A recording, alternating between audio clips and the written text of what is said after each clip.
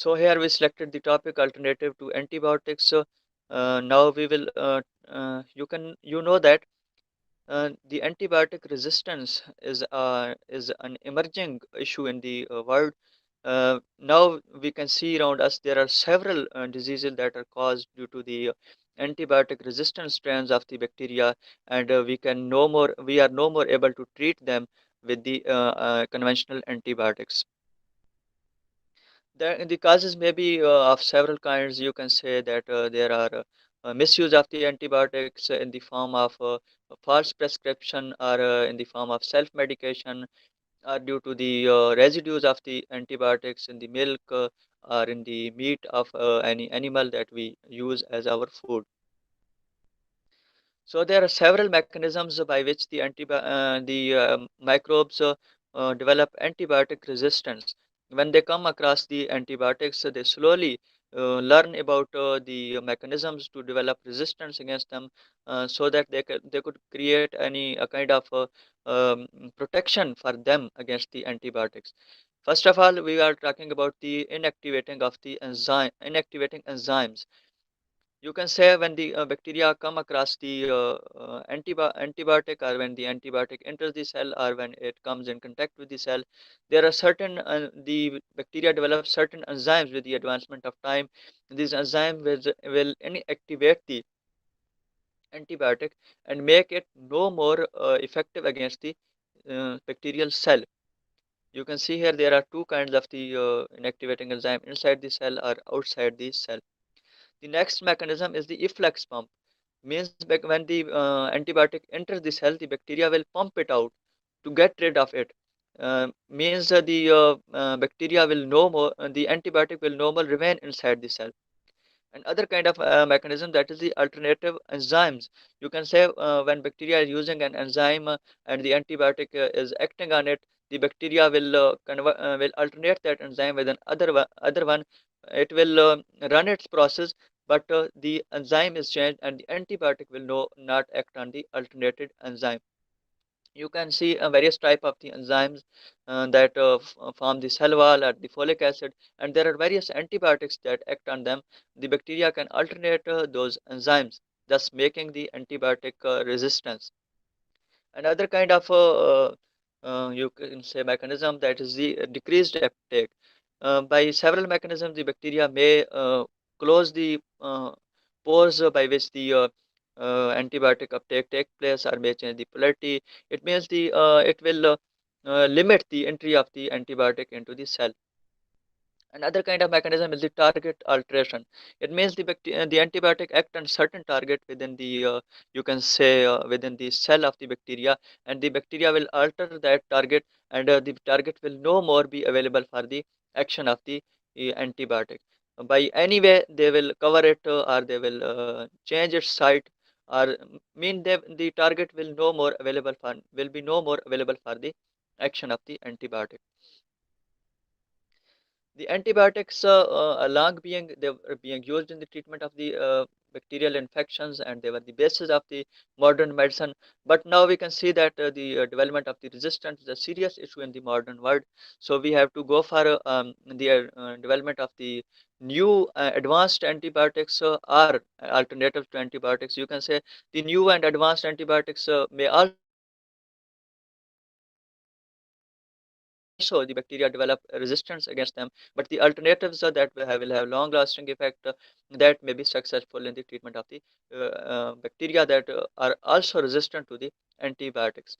So these alternatives include the antibodies, probiotics, prebiotics, the license which are synthesized by the phage viruses, wild type bacteriophages, engineered bacteriophages, immune stimulation, vaccines, antimicrobial peptides, host defense peptides, and innate defense peptides, antibiofilm peptide. These are you can say these are some alternatives that are under the development, and are ongoing with the clinical trials. You can say some are in the phase 2, some are in the phase 3, and some are in the phase 1. There are certain issues regarding the resources and the funds, but certain projects, you can say although limited, but they are on the research and the test and the trial. So first we start with the antibodies that as an alternative of the antibiotics. You are well aware of this term antibodies. The body by natural mechanism develops antibodies against any foreign particle or you can say bacteria. If we inject the antibodies from outside of the body and they will inactivate the pathogen, you can say neutralize them, or their virulence factor that is causing the destruction within the cell or the toxins they are releasing, they will the antibodies will neutralize them. These are of the you can say low risk area. We are using them as a natural mechanism of the body. Body itself synthesizes them, and here we are using them from the outside of the body. We use them from a lot of years against the treatment of the various diseases, you can say viral or bacterial. Recently we have used them against the coronavirus pandemic, and they to some extent they remained effective, and they have a history of safe use and high degree of the technical feasibility. The probable spectrum of activity and the initial use, they may be used against the gram positive and gram negative infection, possibly used as adjunct to the antibiotics to decrease their dose or to decrease their usage. The probiotics, these are the living organisms which are administered in an adequate amount to develop the, you can say, health benefit in the host organism. These are maybe the mixture of bacteria or maybe non-toxigenic spores of the Clostridium difficile, which probably provide therapeutic and prophylactic therapies. We can use we can use the viruses that killed or the live attenuated for the development of the immunization. Here we use the bacteria for immunization. We say the bacteria as probiotics. The you can say projects are on the Clostridium difficile associated diarrhea and antibiotic associated diarrhea. So it is mentioned here as the Clostridium difficile because it is under the testing. So basic research to understand the mechanism of action of probiotics in different settings and how they might be used in combination with the antibiotics and other alternatives to antibiotics could enable their wider use in other indications. Probable spectrum of activity is the prevention and treatment of Clostridium difficile associated diarrhea or antibiotic associated diarrhea. The next is the license as an alternative of the antibiotics. The phage virus, when naturally destroy the or act on the bacteria, they use certain enzymes. You can say these are the license to destroy the bacterial cell. If we use these license, injecting them into the body to target the bacterial cell, they will also act inside the body of the organism and will destroy the cells. They can be the best in the you can say against the uh, antibiotic alternative as against the bacteria, but we have to be serious in the emphasis on the lysin active against the gram negative pathogen, because when we destroy them inside the cell, they can release endotoxins that are harmful for the you can say for the host cell, host body. Their spectrum is the treatment against gram positive and gram negative in, only gram positive infections. Sorry. Next is the wild type bacteriophages. There are certain bacteriophages that kill the certain viruses that kill the bacteria. These are named as bacteriophages. We can use the wild type bacteriophages which are uh, naturally present in the environment. We can use them to infect the bacteria within the body of the organism, within the body of the animal, within the body of the human. You can say they will enter the body and will kill the bacteria without affecting the host mechanism. But a certain limitation is that when we inject the bacteriophages in the body of an individual, they will infect the cells of bacteria and replicate there, and thus giving rise to many of the bacteriophages, and their increase their number. When we sample out after dosing, we sample out some you can say bacteria. No, we can sample out some bacteriophages viruses.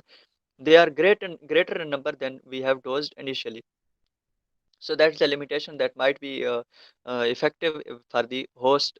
You can say that may be disaster for the host. The treatment of gram-positive and gram-negative gram-negative bacterial infections, they can be used against them. They can kill both gram-positive and gram-negative bacteria. The engineered bacteriophages have some kind of benefit. They can be engineered, genetically changed, genetically modified to overcome these limitations. They can be genetically modified not to replicate within the host body, or you can say that they can not replicate, or other kind of limitations, like they will not no more affect the body of the host cell or host body. Probable spectrum of activity is against both gram positive and gram negative infections. Naturally, when an organism enters into the cell, it will stimulate the immune system of the organism, and thus this immune system act against the organism and will eradicate it.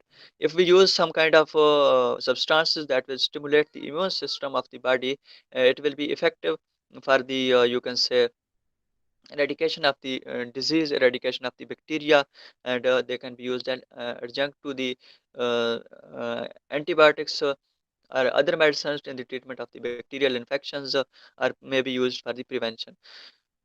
That is a kind of immune stimulation. You can say when bacteria enters into the cell, it will be sensed. It will be, you can say, it will be it will act on certain receptors, like a toll-like receptor, that will sense them and will provoke action against it. We can use the bacterial extract that are including that part of the bacteria that act on the receptor. If we use that part as an prophylaxis and as bacterial extract, that will act on the receptor and will trigger the immune response and kind of immune stimulation. They can be used in the prevention or the adjunct therapy for the treatment of the gram positive and gram negative infections. Next is the vaccine. You are well aware of the term vaccine. We can use them. We are using them against the various infections, and we can use them later on against various infection. You can say here we are going through the corona pandemic, and we are using we have developed vaccine against it, and there are various discussion for the vaccine, that it might be applicable or not applicable, and we have developed it, although it is in now in use. So we can develop vaccine against the bacteria also, that will be used as a prophylaxis for the prevention of the disease before the entry of the organism into the body. To develop antibodies, or you can say humoral response, or the cell mediated response against the bacteria. The probable spectrum is the prevention of gram positive and gram negative infection, because these are used as prophylaxis. Next are the peptides. There is a limitation with the peptides, that they failed the phase 3 trials for the systemic use. They are very beneficial because they have the broad spectrum of activity against both gram positive and gram negative bacteria. They have a bactericidal action and rapid action, low target page resistance, and low immunogenicity. But this limitation has you can say somehow stopped the research, and they need further study to use them for to they need further study to make them usable for systemic use. There are certain other limitations of toxicity, cost liability, and liability to the proteases, cost and liability to the proteases. So these efficiency must overcome for their use in the systemic therapies. Their probable spectrum of activity is the adjunct to the antibiotics and other medicine for the treatment of the gram positive and gram negative infection, and may be only used as a treatment, because these are against the antimicrobe. These are peptide, but these are against the microbes, so they can be injected into the cell to kill the bacteria.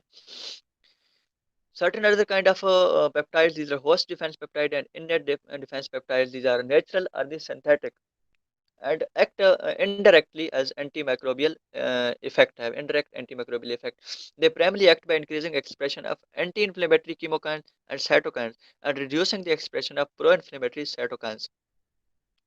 So we need further research to accelerate their use, but they are like the peptides, and they will kill the bacteria and they are effective alternative of the antibiotics.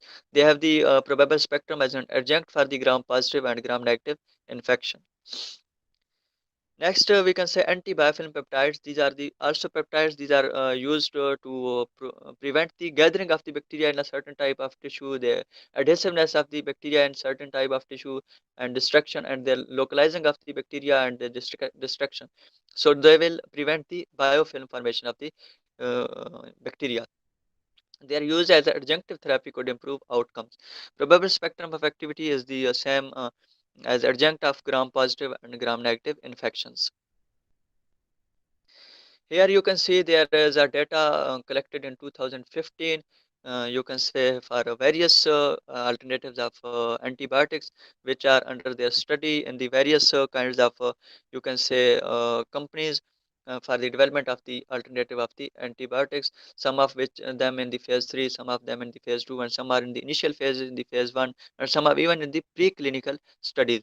You can see here first of all these are the antibodies in the phase 3, and these are against the Clostridium difficile, and the anticipated registration date dated 2017. I do not know whether it has been registered or not, but here is the anticipated date, registration date. When we look at it, 2015, it was in the phase 3, and certain other which have the 2021 registration date, registration year 2021, 2022, 2023. You can say it is an emerging field. You can say antibiotic resistance is emerging, and the research is also new area of research against the alternative of the antibiotics. So here are the probiotics. These are 2018 is the anticipated registration date, and you can say here is another one 2021, and you can see here lysins, bacteriophages, and immune stimulation and vaccine. And the only purpose of the sharing of this data is to give you know-how of the modern research that is going on around the world for the alternatives of the antibiotics. You can select any of these topics and do research on them and help the world and do your own studies. Here is another, you can say, antimicrobial peptides are here. These are some of them are in the phase 2 and some of them are in the phase 1, and the registration anticipated registration are the 2023 and 2022. Certain other are the against the other peptides which are against the gram positive and gram negative, which are in the preclinical studies, and their anticipated registration is the 2027. You can say here other is their probability of registration 52%, and other are here which are over the 100, which means that here you can see the antibodies, and here are the vaccines, and here are the probiotics. These are over 100, which means that these are about to be marketed. They have successfully passed their you can say the clinical trials. So you can see here the data. So this is the end of our video lecture.